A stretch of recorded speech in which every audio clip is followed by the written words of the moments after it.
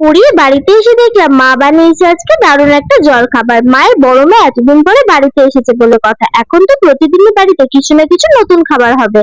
আমার অর্ধেকের বেশি কাজই দিদিই করে রেখেছিল, তাই বাড়িতে এসে আমাকে বেশি কিছু করতে হয়নি। নিজের টুকটাক কয়েকটা কাজ সেরে বসে পড়েছিলাম আবার দুপুরের খাওয়া দাওয়া করতে। আজকে পাতে আমার এতটাই পছন্দের জিনিস ছিল, আমি তো আর অন্য কোনো দিকে তাকাইনি।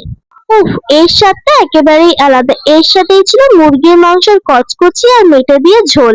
খাওয়া দাওয়া শেষ করে আবারও চলে গিয়েছিলাম পড়াতে। আমার যেহেতু ঠান্ডা লেগেছিল তাই আমার স্টুডেন্ট আমাকে একটা টোটকা দিয়েছে, তোমরা একবার শুনে নাও। প্রথমে হানি দেবে 1 চামচে, তারপরে গোলমরিচ দেবে, দিয়ে ওটাকে খেয়ে নিয়ে গোলমরিচটাকে চাটতে থাকবে, দিয়ে ঝাল লেগে জল খেয়ে নেবে, দিয়ে দেখবে সর্দিটা বেরিয়ে যাবে। ওকে, সর্দি লাগলে এই রেমেডিটা আমাদের ফলো করতে হবে, তাই তো? ওকে। বাড়ি ফিরে দেখি মায়ের আলমারির সমস্ত শাড়ি বের করে দিদি বসেছে গোছাতে। দিদির বক্তব্য আমি নাকি কিছুই গুছিয়ে রাখি না। দিদি এদিকে দিদির কাজ করুক, আমি এদিকে আরেকজনকে নিয়ে একটু কাজ করাতে বসেছিলাম একটু পড়াতে, কিন্তু আমি ওকে পড়াচ্ছি না ও আমাকে পড়াচ্ছে, সেটাই তো আমি কিছুক্ষণের জন্য বুঝতে পারছিলাম না।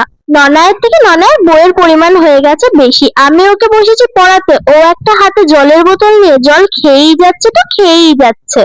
আমি এখন এনার এইসব কাণ্ড কারখানা দেখি। চলো তাহলে আজকের জন্য এইটুকু, টাটা, বাই বাই। হয়েছে, রাখ।